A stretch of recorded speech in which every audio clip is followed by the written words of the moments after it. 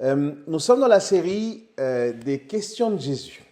Cette série est survenue cet été comme une conviction dans mon cœur, où dans un temps très simple, le Seigneur m'interpelle sur ses propres questions. Et comme je l'ai dit la semaine dernière, et peut-être il y en a qui n'étaient pas là, mais en fait, le rôle de Jésus, le rôle particulièrement des questions du coup de Jésus, euh, en tout cas sa personne, ça a provoqué beaucoup de choses. Pour certains, c'était comme de la confrontation. Pour d'autres, Jésus était très provocateur. Pour d'autres, Jésus surtout a teasé la foi de ses semblables. L'important pour Jésus, c'était qu'il puisse croire en lui. Parce qu'il savait que s'il croyait en lui, il croyait alors en Dieu. Et s'il croyait en Dieu, ils avaient une espérance de salut. Jésus va poser du coup plusieurs fois dans le Nouveau Testament, on va le voir, des questions très précises qui bousculent les différents interlocuteurs au point de soit avoir deux réactions. Soit la personne face aux questions de Jésus va avoir une véritable révélation, c'est-à-dire il va comprendre quelque chose qu'il n'avait vraiment pas compris et qui était quelque chose d'important. Soit de l'autre côté, cette personne va alimenter une sorte de haine ou de colère contre Jésus. Parce qu'il va avoir là encore une espèce d'attaque même de la part de Jésus. Ce qui est certain, les amis, c'est que les questions de Jésus ne laissent personne indifférent. Et c'est ça, en fait, ce qui m'a interpellé et qui m'a poussé à pouvoir aller chercher, sonder la parole de Dieu au travers de ces questions.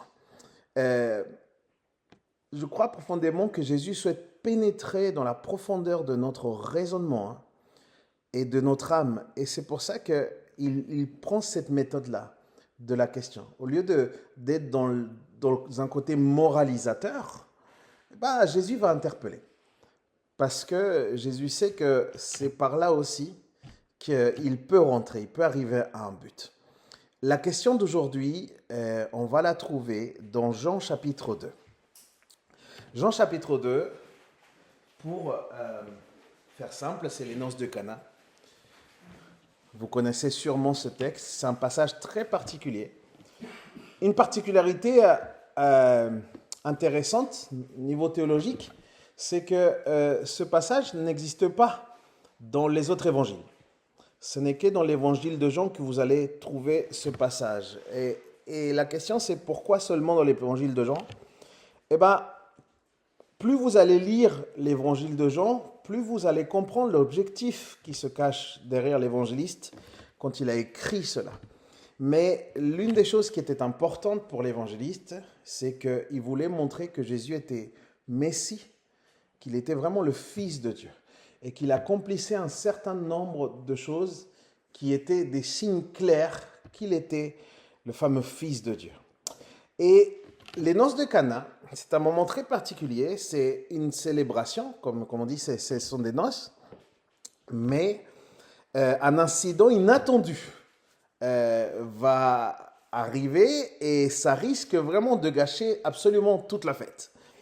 Et cet incident, c'est qu'il n'y avait plus à boire. Il n'y avait plus de vin.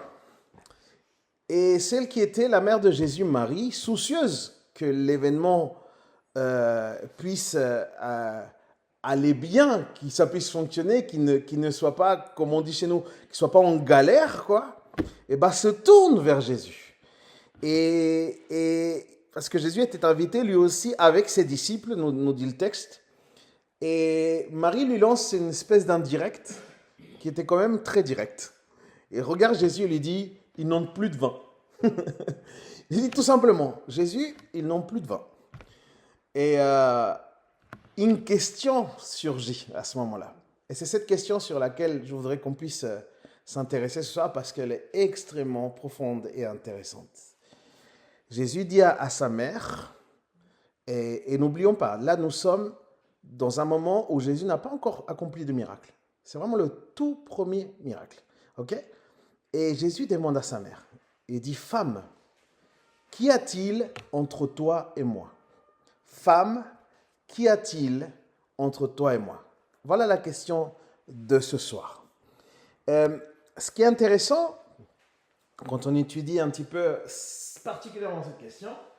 Il n'y a pas que moi qui me suis intéressé à cette question. Et il y a déjà plusieurs études qui ont été faites.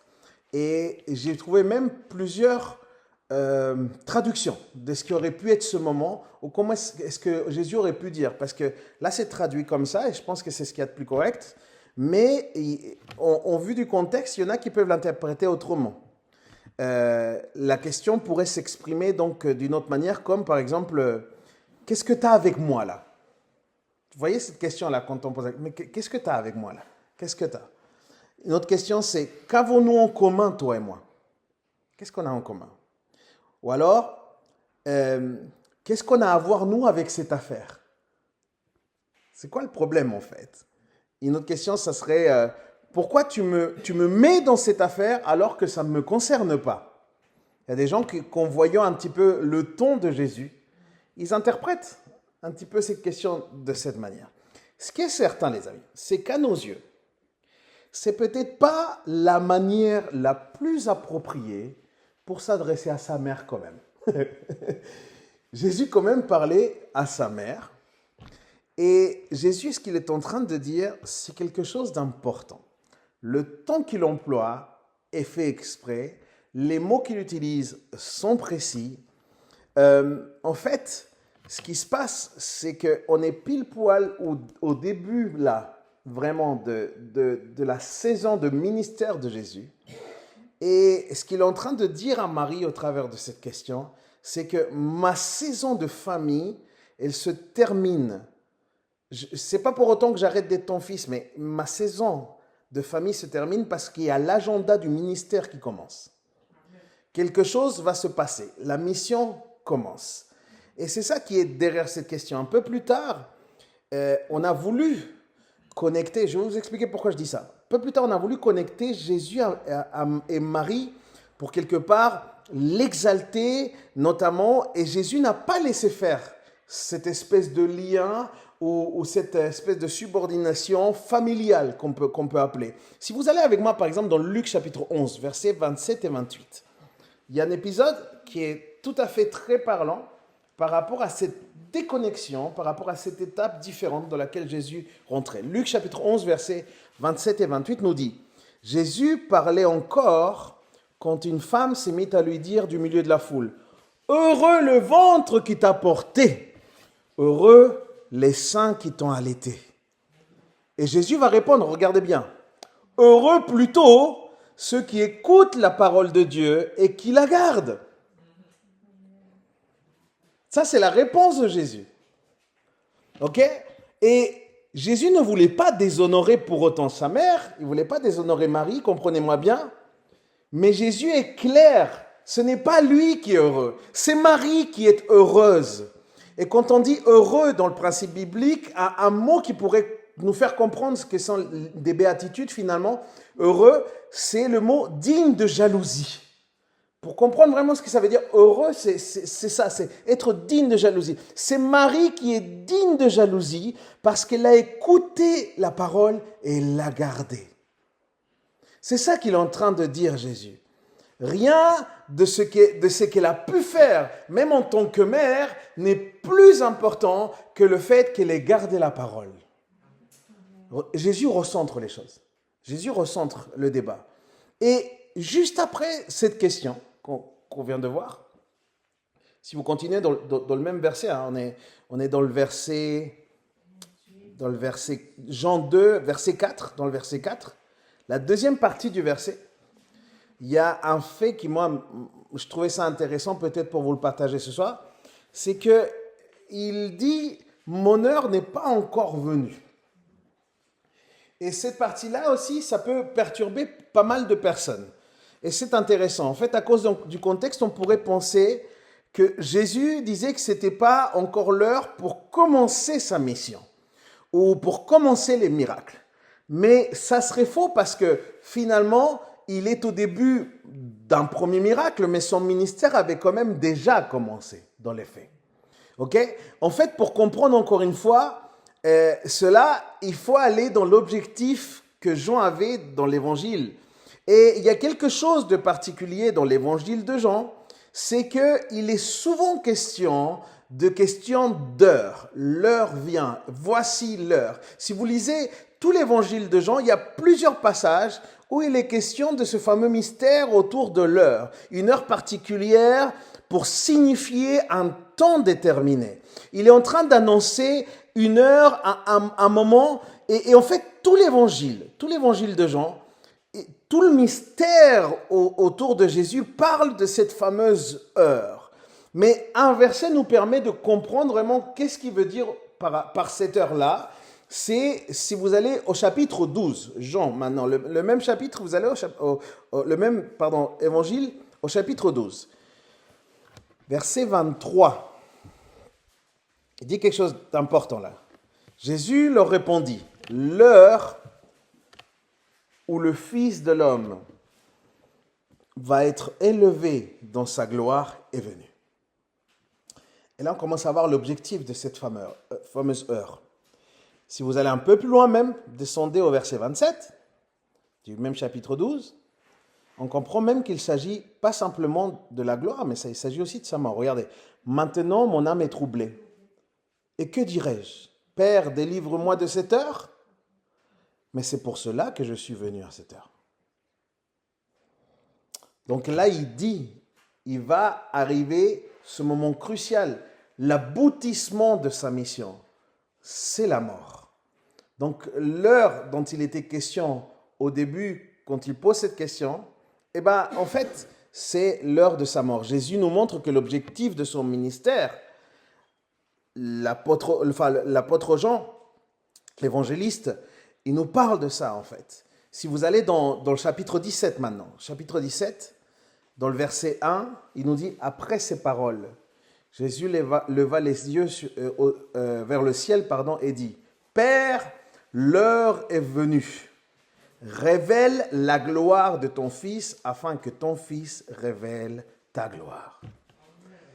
La mort, la résurrection et la glorification. Voilà l'heure qui était importante d'annoncer. C'était ça l'échéance, quelque part, importante annoncée depuis le début de l'évangile finalement, puisqu'on n'était qu'au chapitre 2. Donc l'heure est tout simplement la mort, la résurrection, puis la glorification.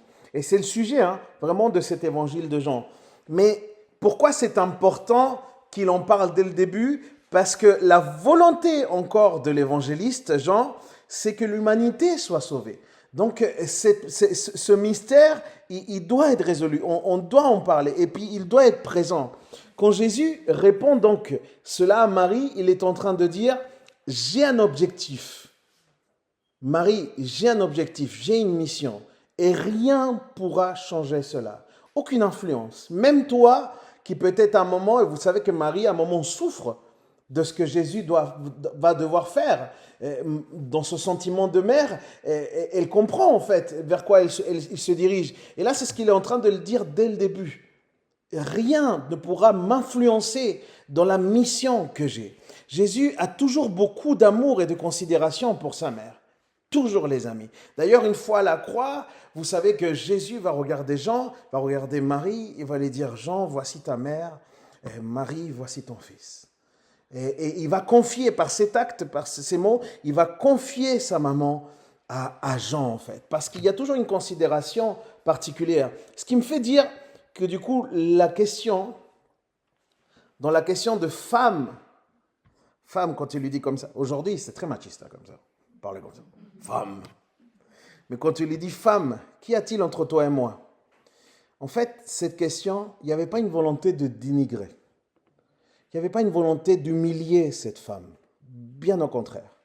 D'ailleurs, la réaction de Marie nous permet de comprendre que, justement, Jésus n'a pas dit non à sa demande quand même. Vous voyez ce que je veux dire? Il y a quelque chose de très fort chez mes sœurs, c'est ça. Ma femme, pareil. Je lui dis, tant que je ne lui dis pas non, elle gratte. on essaye. Et du coup, elle va faire autre chose. Après, je vais expliquer un petit peu quelle est la profondeur de ce qu'elle fait aussi. Mais en fait, elle va voir les serviteurs et va leur dire, faites tout ce que Jésus dira. Dans le même passage, on continue, juste pour bien comprendre là où on va. Pour bien comprendre le sens de cette question, j'ai besoin de vous donner le contexte global. Dans le même passage, un peu plus bas, si on va au verset 6 et 7, là, je voudrais vraiment qu'on s'attarde un petit peu sur la puissance qui est derrière ce miracle, parce qu'il y a quelque chose d'extrêmement fort dans ce miracle. Or, il y avait 6 jarres de pierre destinées aux purifications des Juifs et contenant chacune des centaines de litres. Jésus leur dit, remplissez d'eau ces jarres, et ils les remplirent jusqu'au bout. Il y a beaucoup de choses à dire sur ça, ce n'est pas pour rien non plus. Jean n'est pas quelqu'un qui est dans le détail. Luc, lui, quand il raconte l'histoire, il raconte des détails très précis. Jean n'est pas forcément dans le détail. Du coup, s'il écrit quelque chose, c'est que c'est quelque chose qui l'a interpellé quand il dit que ce sont des jarres qui étaient destinées à la purification des Juifs. Ça a un sens. Je ne vais pas l'aborder ce soir, je vais juste rester dans le contexte. Finalement, Marie va parler à l'organisateur et puis il va les faire venir. Jésus accomplit ce miracle. Il transforme vraiment l'eau en vin. C'est quand même incroyable. Et on demande au wedding planner de pouvoir venir. Et du coup, la personne organisatrice vient et commence à goûter. Et quand la personne goûte, énorme surprise. Vous connaissez ? Énorme surprise, il se trouve que c'est le meilleur vin. Et là aussi, il y avait quelque chose qui était un antipode de ce qui se faisait à l'époque. On gardait jamais le vin pour la fin, on le gardait pour le début. Mais ce qui est intéressant ici, mes amis, et ce qui est puissant, c'est que dans le miracle de Jésus, voyez-vous, Jésus aurait pu prendre quelques gouttes de vin, les mettre dans de l'eau et puis faire une sorte de merde. Jésus aurait pu peut-être faire quelque chose comme diluer, ou alors il aurait pu avoir du jus de raisin et accélérer la fermentation pour avoir finalement du vin très rapidement.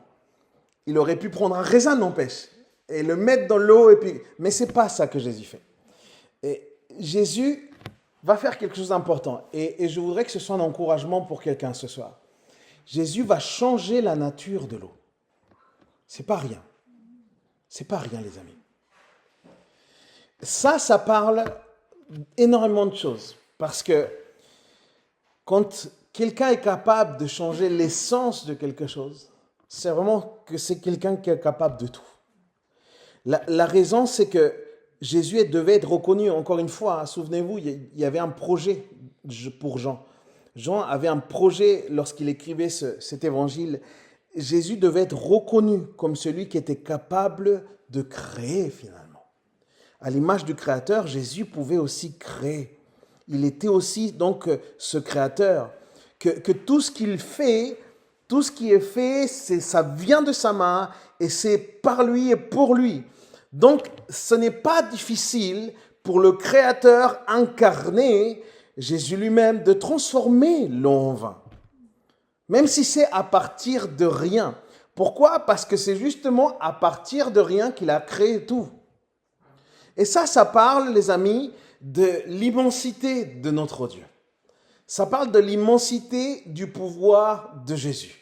Et si vous entendez bien ces paroles, les amis, je ne sais pas à quel point c'est immense ton problème. Je ne sais pas à quel point ça date depuis très longtemps, peut-être un combat, une difficulté.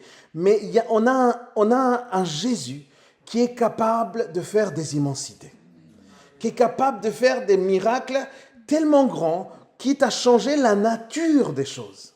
Il est capable de changer la nature des choses. Et bien évidemment, ce n'est pas une simple histoire de miracle. Jean voulait donner un signe. Il voulait partager encore une fois un signe, quelque chose qui conduise à comprendre qui était vraiment la personne de Jésus. Si nous restons simplement d'ailleurs sur un seul miracle, s'il n'y avait eu qu'un seul miracle, eh bien je crois que notre espérance ne serait pas aussi solide que ça. C'est l'ensemble des miracles, c'est l'ensemble des prouesses, c'est l'ensemble de tout ce qu'il a accompli, tout ce qui a été retracé au niveau de l'évangile, qui nous rassure et qui nous montre à quel point Dieu était capable et Dieu était le seul suffisant capable de sauver l'humanité. Il savait comment faire, il savait que cette impossibilité que l'homme avait de pouvoir se sanctifier par lui-même, Jésus le savait. Et c'est pour ça qu'il vient faire cette œuvre merveilleuse. Pour revenir à la question, parce que ça c'est une histoire de contexte, mais moi cette question, les amis, je vais vous expliquer pourquoi elle m'a interpellé. Pour moi, dans cette simple question, je vois beaucoup de profondeur. À chaque fois que Jésus parle, ça peut sembler très simple, les amis, mais il y a toujours beaucoup de profondeur. Quand il dit « Qu'y a-t-il entre toi et moi ?» cette question parle tout de même de relation. Du rapport, mais aussi du juste regard qu'on peut avoir vis-à-vis de Jésus. Le rapport qu'on a avec Jésus, mais aussi le regard. Il nous parle de l'équilibre entre intimité et profond respect de sa personne. Je vais vous expliquer.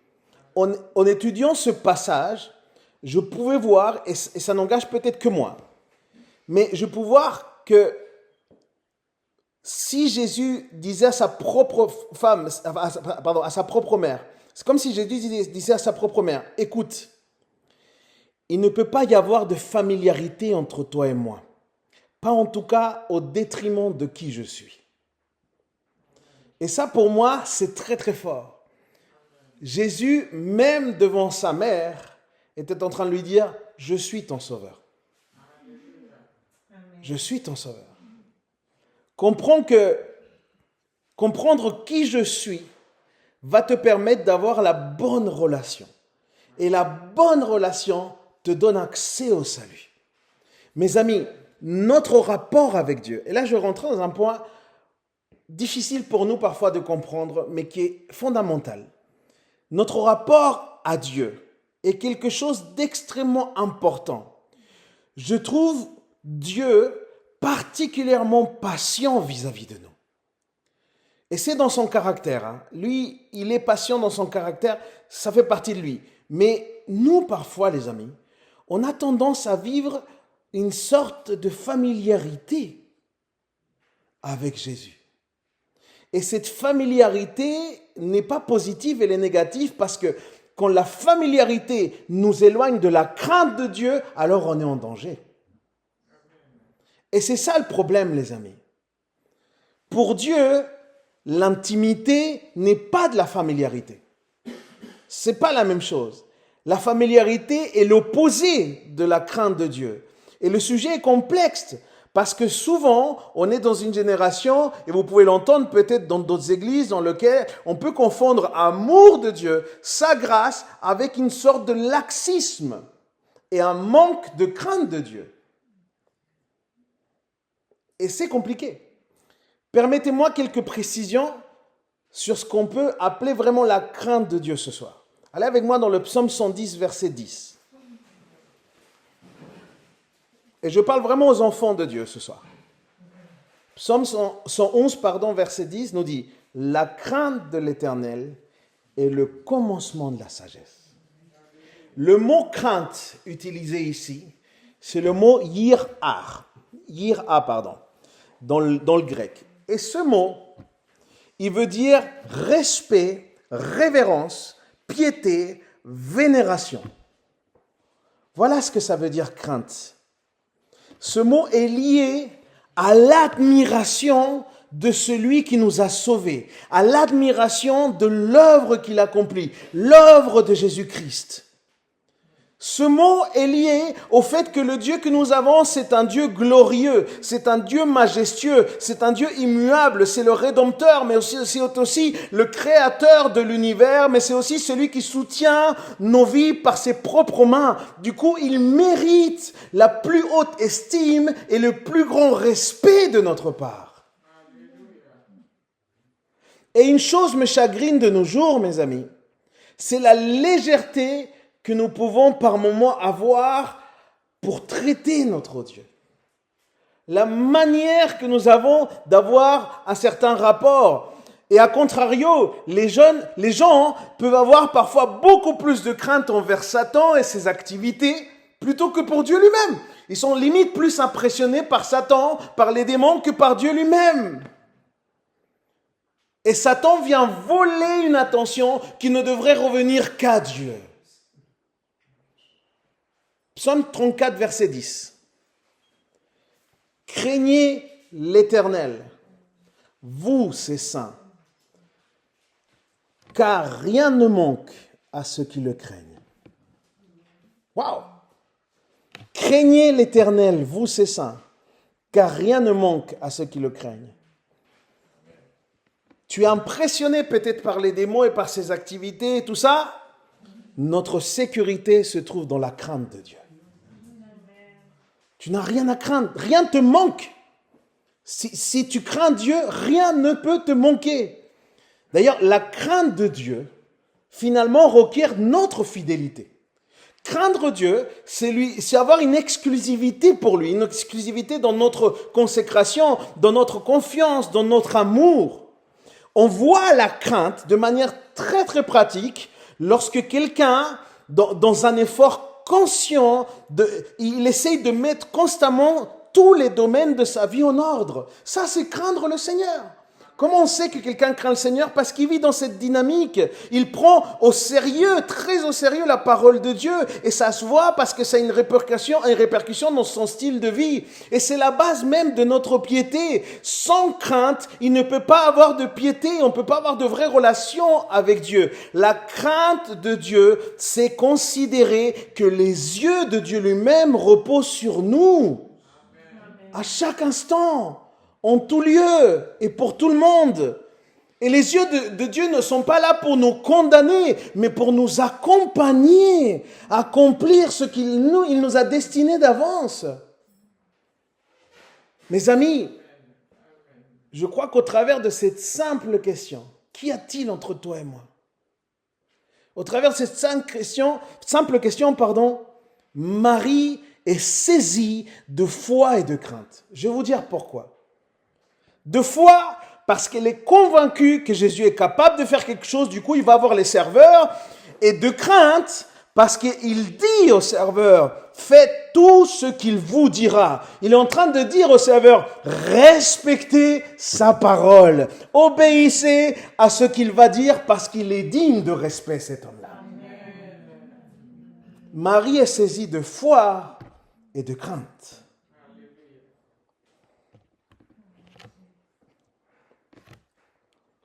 Et si Dieu ce soir nous posait la question, et si Dieu nous demandait à chacun d'entre nous, et c'est ce que je crois que Dieu nous demande, qu'y a-t-il entre toi et moi? Jésus nous demande ce soir, qu'y a-t-il entre toi et moi? Et qu'est-ce qu'on va lui répondre? Est-ce que nous vivons avec un juste regard de Dieu? Est-ce que notre rapport à Dieu témoigne d'une véritable crainte? C'est finalement ça, la question. Et je m'arrête là.